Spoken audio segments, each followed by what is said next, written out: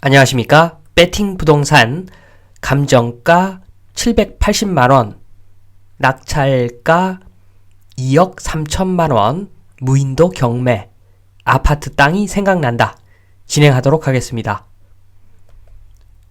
우선 그 경매에 관한 이야기부터 하겠습니다. 무인도 경매.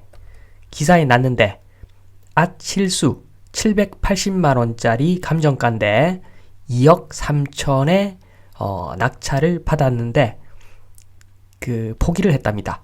그래서 재경매로 나온다는 이야기인데 요게 무인도입니다. 무인도.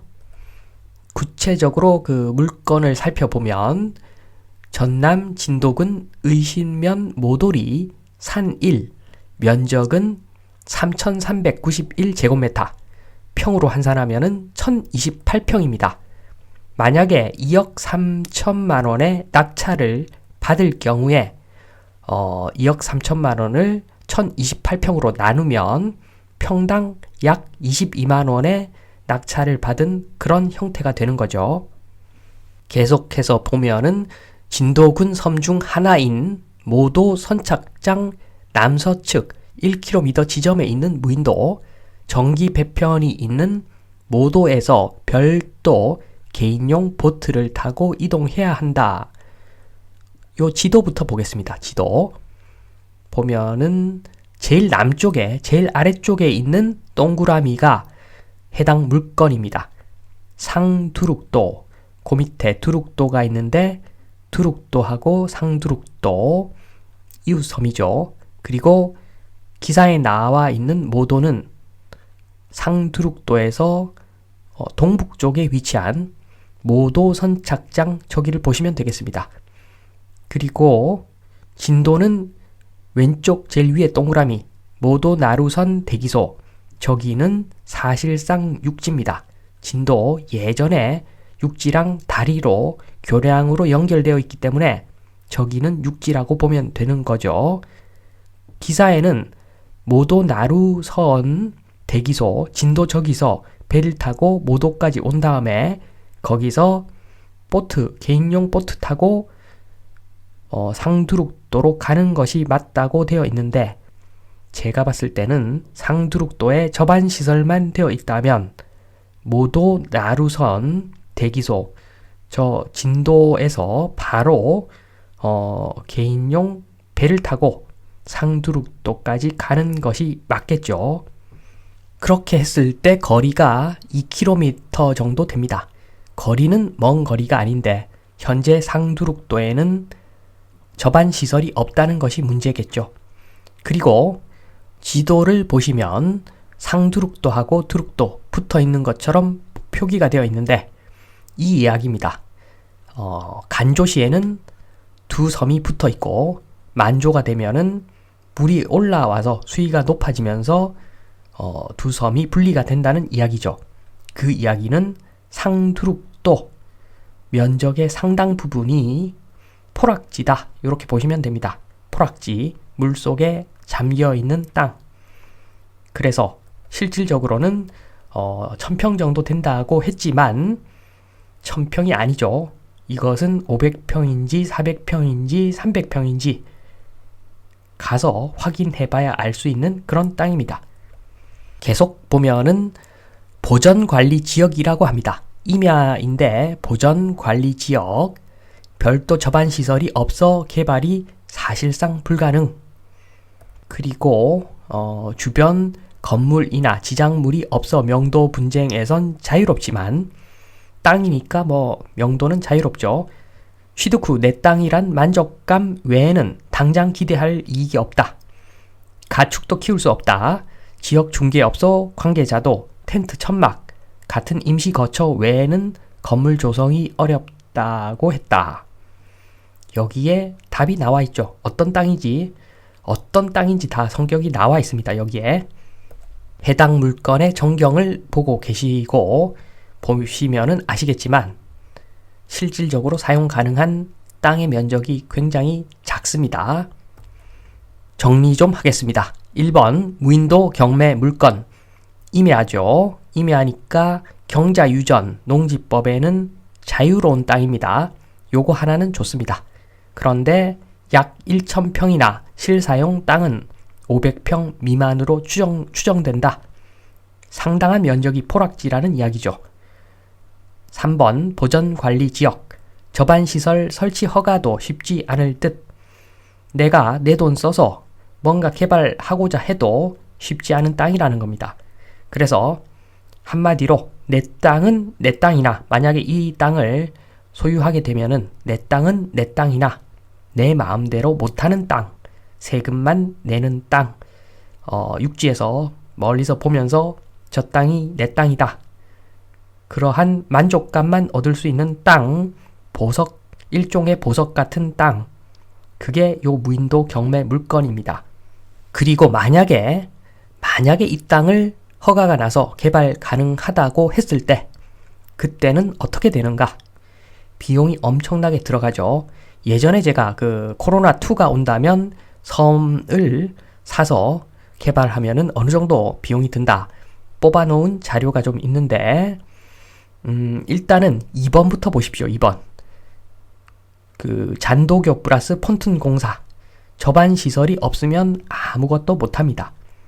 이런 무인도에는 저반 시설이 없으면 뭔가 할 수가 없기 때문에 첫 번째로 잔도교 플러스 폰튼 공사를 해야죠. 50억은 들어갈 겁니다. 그래서 요걸 해놓고 나서 다른 걸 해야죠. 그리고 1번 섬 구입비는 거의 없다고 보고 토목 전기 공사를 좀 해야 됩니다. 최소한 전기차라도 다녀야지 여기서 인간답게 살 수가 있지, 절대로 토목공사 안 해놓고 인간답게 살 수가 없습니다. 그냥 섬에서는 그러니까 섬도 사이즈가 조금은 커야죠. 몇만 평 정도는 돼야 될 겁니다. 몇만 평 정도는 되어야지 실제 쓸 수 있는 땅이 정말 깨끗하게 쓸 수 있는 땅이 몇천 평은 나올 것이고, 그 지역을 중심으로 개발을 좀 해야지 쓸만한 땅이 되는데, 그런 점에서 토목전기공사 거의 30억은 든다고 보시면 됩니다. 그러고 나서 주택하고 부대시설을 짓는데 20억은 들어갈 겁니다. 육지에서 공사할 때 하고는 판도가 다르죠. 공사비 엄청 들어갑니다.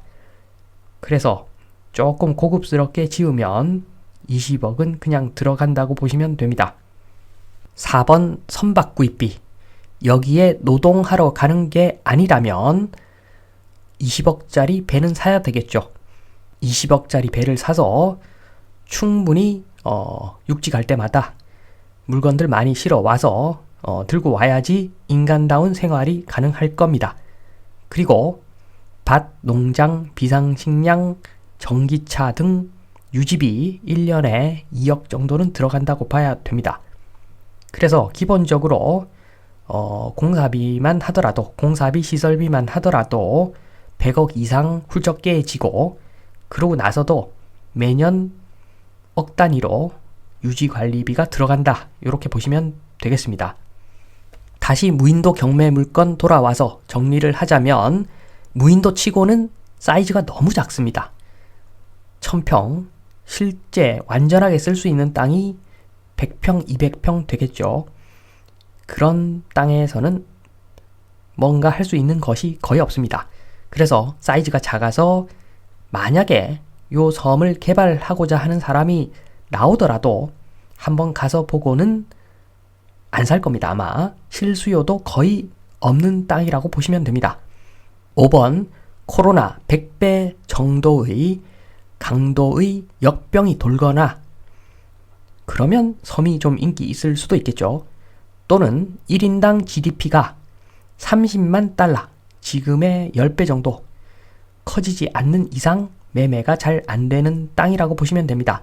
한반도에 세계적인 부호가 많이 생길 만큼 1인당 GDP 쭉쭉 올라가고 세계적인 기업들 들어서고, 그러면은 아마 이런 섬들 수요가 꽤 있을 겁니다. 그러나 그렇게 되기 전에는 정말 수요가 없다고 보시면 됩니다. 그래서 한마디로 무인도 경매 물건, 내 땅은 내 땅인데 내 마음대로 못하고 감상만 할 수 있는 땅. 그렇게 보시면 됩니다. 이제 제목에 있는 아파트 땅이 생각난다. 이 부분을 설명드리겠습니다. 아파트가 좌측에 있죠. 땅과 건물로 구성이 됩니다. 건물은 새 건물일수록 좋죠. 그러나 수명이 40년 정도 된다고 보시면 됩니다. 그래서 40년간 임대 돌리면서 재건축 비용 뽑아 먹고 그리고 금융 비용 뽑아 먹고 세금까지 벌어야지 본전은 하는 거죠.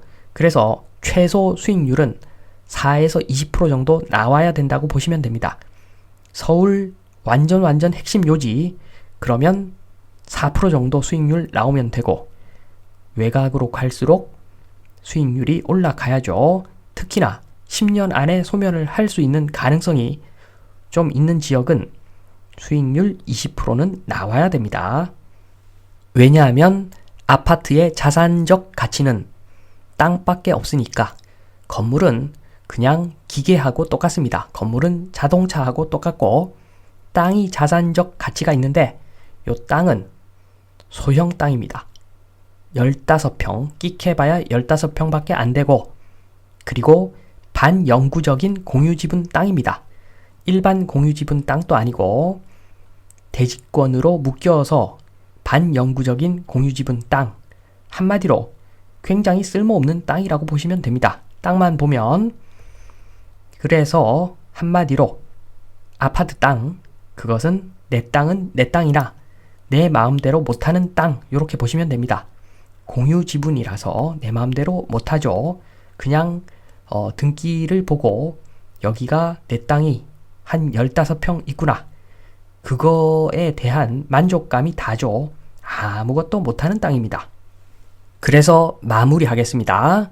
일종의 비트코인 같은 아무것도 못하는 무인도 물건 분석을 한번 해보십시오. 그리고 나서 용적률 가득 찬 그러니까 용적률이 높은 아파트 공유지분 땅을 한번 보십시오. 그 성격을 한번 보십시오. 그러면 아파트의 자산적 가치가 별것 아니구나 깨닫게 됩니다.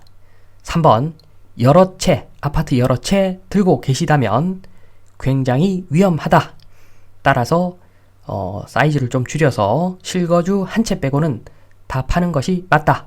말씀을 드리면서 이만 마치겠습니다. 감사합니다.